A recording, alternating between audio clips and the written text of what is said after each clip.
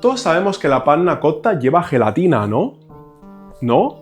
Pues no, la panna cotta tradicional de Italia, la que se hacía antiguamente, no se hacía con gelatina. De hecho, se llama panna cotta por algo. Panna es nata y cotta es cocida, nata cocida. Por supuesto que a día de hoy en Italia también se usa gelatina y está más que aceptado, pero si quieres una panna cotta cremosísima con un sabor que nunca antes habías probado, tienes que hacerla al huevo y cocerla al horno. Te explico cómo. Es una receta con muy pocos ingredientes, así que tienen que ser de calidad. Sobre todo la nata para montar. Yo uso nata fresca de una tienda de lácteos, que es buenísima, pero puedes usar cualquiera que tenga alrededor de un 35% de grasa, como esta marca, o la de Mercadona, aunque está llena de cosas raras. Un poquitín de leche, azúcar y una buena pizca de sal. Ahora bien, para infusionar la panna cotta estoy usando una vaina de vainilla, también puedes usar extracto de vainilla. Ábrela por la mitad, sácale los puntitos negros y lo echas todo, incluida la cáscara, dentro de la olla con los demás ingredientes. Lo dejas a fuego medio y de mientras vamos a por los huevos. La clara de los huevos es lo que va a espesar esta panna cotta y le va a dar esa textura súper cremosa que es imposible de conseguir con gelatina. Aparte de darle un sabor mucho más rústico que ya verás, te encantará. Así que separa las claras y las yemas te las puedes guardar para hacer otra receta como una tortilla, un revuelto o una pasta a la carbonara, por ejemplo. Pero no te olvides de ir removiendo los ingredientes de la olla de vez en cuando. Tampoco te preocupes si mientras separas los huevos se cuela un poquitín de yema en las claras, porque no vamos a montarlas, simplemente las menearemos un ratito. Lo único que interesa aquí es romper un poco la parte gelatinosa de las claras. En cuanto la nata esté a punto de hervir, ahí que está sacando las primeras burbujitas, la apartamos del fuego y la dejamos enfriar un poco mientras que encendemos el horno a 140 grados. Al cabo de unos 10 minutos la nata ya no estará quemando y podremos añadirle las claras. No te olvides de sacar la vaina de vainilla o filtrarlo si has usado otras cosas como café. Dale un meneíto y le añades un ingrediente muy especial, alcohol. Yo estoy usando Baileys porque al ser una crema pega de maravilla con la panna cotta, pero también puedes usar brandy, whisky o ron, el alcohol que tú quieras. Lo que hará el alcohol será rebajar un poquitín el sabor del huevo. No porque moleste, de hecho yo hay veces que no lo he hecho, pero si lo usas notarás la diferencia, ya verás que los ingredientes como que se unen mucho mejor. Una mezcladita final y en una bandeja para horno que sea un poquitín alta, ponemos varios moldes como estos que tengo aquí de silicona, aunque también puedes echar toda la mezcla en un solo molde grande y te saldrá genial. Lo metemos para el horno donde lo vamos a cocer a baño María y para ello necesitamos agua. Te recomiendo primero poner la bandeja en el horno para que te sea más fácil y luego echas el agua. Aunque si te ves con confianza puedes echar el agua primero y luego lo metes todo de golpe en el horno. Colócalo en la mitad o en la parte baja del horno, no lo pongas muy arriba que si no luego se quema. Y dependiendo de la potencia de tu horno lo dejarás entre 40 minutos y una hora. Un buen indicativo es cuando veas que la parte superior de la panna cotta se esté empezando a tostar un poquitín. La panna cotta sale bastante blandurria del horno, así que tendrás que dejarlas enfriar por completo y luego guardarlas en la nevera hasta el día siguiente o como mínimo 5 horas. Pero espérate que aún falta algo, te voy a enseñar a hacer 3 salsas que pegan genial con la panna cotta. La primera de ellas es al estilo tropical, estoy usando maracuyá, fruta de la pasión y también granadilla. Mezclo estas 3 frutas en una olla, le echo panela o azúcar, depende de lo dulce que quieres que sea, y lo dejo hirviendo unos 10 minutitos. Hacia el final le echo el jugo de media lima, pruebo para ver si le hace falta algo más y lo reservo para luego. La segunda salsa y la más clásica de todas es la de frutos del bosque. No hace falta que te compliques comprando cosas caras en el súper. Tienes estas bolsas congeladas con el mix ya hecho, lo mismo 10 minutitos con un poco de panela y al final le echo el jugo de media lima. La última salsa y la más golosa de todas es la de chocolate, que estoy usando chocolate negro y chocolate con leche. También le echo un poquitín de la nata fresca que me ha sobrado antes y obtengo este perfecto sirope de chocolate. Al día siguiente la panna cotta ya tiene la consistencia perfecta, así que es el momento de emplatarlo de la forma más bonita posible. Para sacarla del molde uso un palillo que lo paso por los bordes y con un poquitín de cuidado sale súper fácil en el plato. Obviamente si no fuese para el vídeo yo ni siquiera la sacaría del molde, o sea no hace falta. Le pongo la salsa encima y me lo como tal cual, así me ahorro de lavar un plato. Pero aquí tenemos que hacerlo bonito, así que a ver qué os parece aquí mi plating. A la tropical le he puesto una rodajita de lima para que represente el toque ácido que tiene. Para la de chocolate queda súper bien rallar un poquitín por encima y automáticamente parece como que tenga muchos ingredientes cuando en verdad todo es puro chocolate. Y la de frutas del bosque, bueno,